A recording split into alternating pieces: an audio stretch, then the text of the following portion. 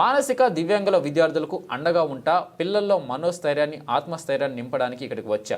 మొట్టమొదటిసారిగా అనాథాశ్రమంలో పుట్టినరోజు వేడుకలు జరుపుకోవడం సంతోషంగా ఉంది.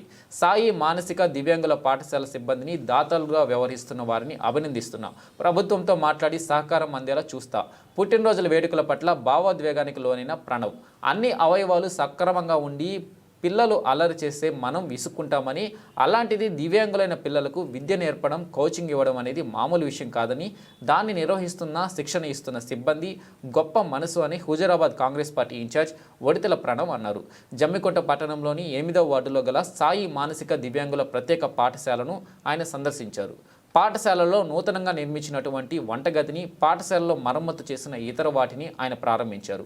అనంతరం విద్యార్థులు చేసినటువంటి సాంస్కృతిక కార్యక్రమాలు ఆకట్టుకున్నాయి. రేపు ప్రణవ్ పుట్టినరోజు సందర్భంగా మానసిక వికలాంగుల పాఠశాలలో కేక్ కట్ చేయడం పట్ల ప్రణవ్ బాబు ఒకంత భావోద్వేగానికి లోనయ్యారు. ఇలాంటి పిల్లల మధ్య పుట్టినరోజు వేడుకలు జరుపుకోవడం సంతోషంగా ఉందని అన్నారు. వాళ్ళకి ధన్యవాదాలు తెలియజేస్తున్నా. నా పుట్టినరోజు ముందుగా రేపు నా పుట్టినరోజు ఉన్నా. ఇప్పుడు ఫస్ట్ కేక్ కట్ చేసింది మీ ఆశ్రమంలోనే, అది కూడా అందరి పిల్లల సమక్షంగా చేసినందుకు. ఇంతవరకు ఎప్పుడున్నా పుట్టినరోజు ఇట్లాంటి ఒక మంచి వాతావరణం కానీ, లేకపోతే పిల్లల మధ్య ఎస్పెషలీ స్పెషల్ చిల్డ్రన్ మధ్యలో చేసుకోవడం ఇదే మొదటిసారి. చాలా ఆనందంగా ఉంది. మధ్యలో నాకు ఎమోషనల్ కూడా అయినా. ఎందుకంటే మేము కూడా కొన్ని కాలేజీలో స్కూళ్ళు మా కుటుంబం కానీ మేము నడిపిస్తున్నాం. స్కూళ్ళలో పిల్లలను చూస్తాం, టీచర్లు ఉంటారు. పుట్టి పిల్లలకి పాఠాలు చెప్పుడే టీచర్ల వల్ల అయితలేదు, విసుక్కుంటున్నారు. పిల్లలు అల్లరి చేస్తుంటే మేము ఈ పిల్లలకి చదువు చెప్పలేము, వాళ్ళని తిట్టుడు, కొన్ని స్కూళ్ళలో కొట్టుడు, ఇవన్నీ జరుగుతుంది. అలాంటి ఏదైతే బయట సమాజంలో నడిచే తరుణంలో ఇట్లాంటి పిల్లలకు మేమున్నాం, చదువు చెప్తాం అని ఆ కోర్సులు నేర్చుకొని ముఖ్యంగా వచ్చి ఇక్కడ తెలుసు ఇక్కడ జీతాలు అనుకున్న స్థాయిలు ఉండకపోవచ్చు, నెలకు కూడా నాకు అన్న చెప్పినట్టు ఇచ్చే పరిస్థితి కష్టంగా ఉన్న. అన్ని ఏవైతే ఇక్కడ వాస్తవాలు వాళ్ళకి తెలిసి వచ్చి పిల్లలకి ఎంత చక్కగా వీళ్ళకి నేర్పిస్తుందంటే ముందుగా ఆ టీచర్లకి నేను శిరస్సు వంచి వాళ్ళందరికీ నేను నమస్కారం చేయాలి.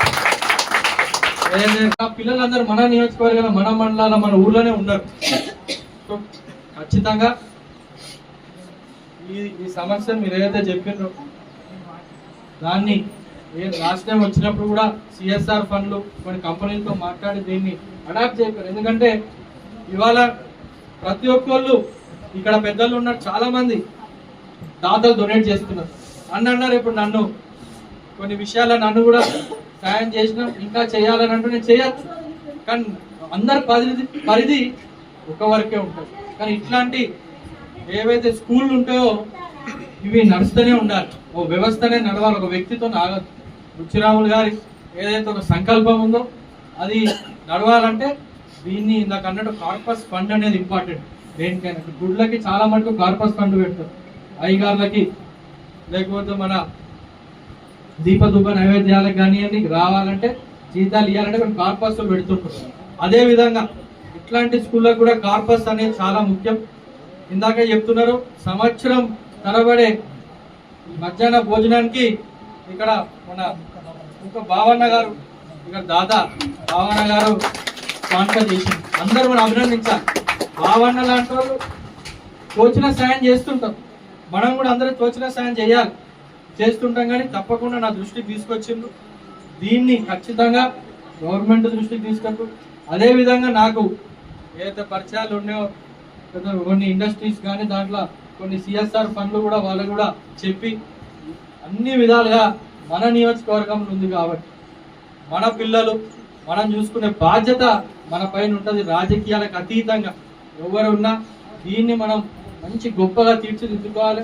వచ్చే దారి కానివ్వండి, నాకు చెప్పిన ఇక్కడ ఏవే సౌకర్యాలు ఉన్నాయో ఖచ్చితంగా ప్రతి ఒక్కటి చేసే బాధ్యత నేను తీసుకుంటా అని చెప్పి మరొకసారి మీ అందరికీ ఈ సంవత్సరంలో నేను తెలియజేస్తూ చివరిగా